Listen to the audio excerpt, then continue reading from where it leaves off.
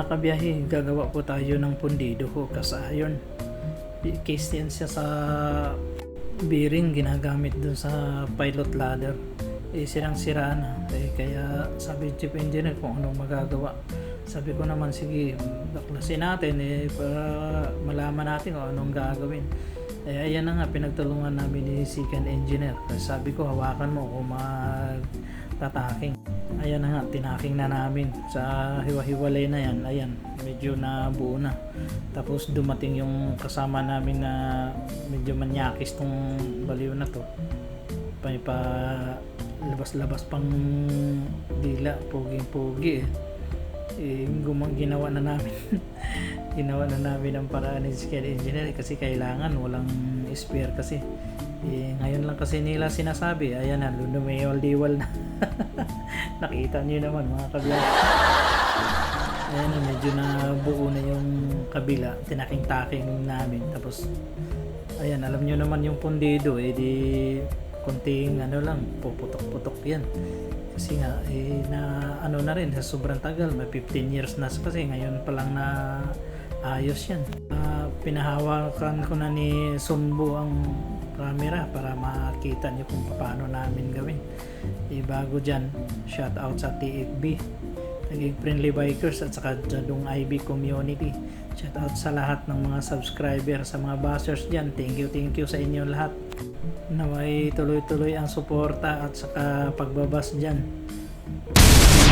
Namin ang paraan ni second engineer kasi nga kailangan tawag si Hippie kasi hindi rin mapakali yung opisina sa main office kung anong gagawin kasi nga walang spare. Baka biglang papasok sa area may inspection.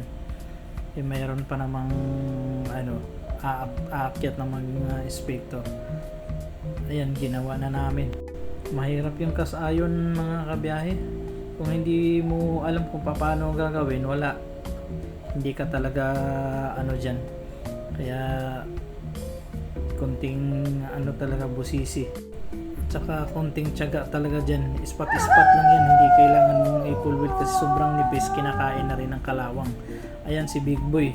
Si Bibi Dabulag. Yung kadete namin. Inaano rin gusto. Ayun doon, damulag talaga. Sobrang tangkad na grego na yan.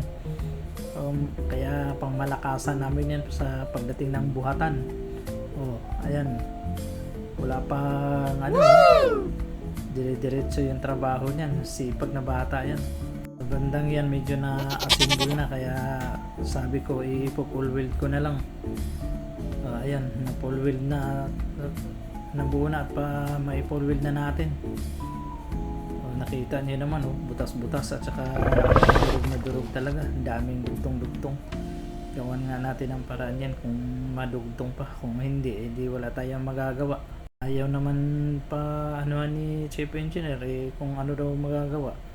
Sabi ko ipapalitan na lang natin. Ayan na, i-grind na natin mga kabiyahe. Ayan, buong buo na. Ayan, hahatid na natin to sa office niya. Paalam. Hanggang sa muling pagkikita, ingat ang lahat. God bless.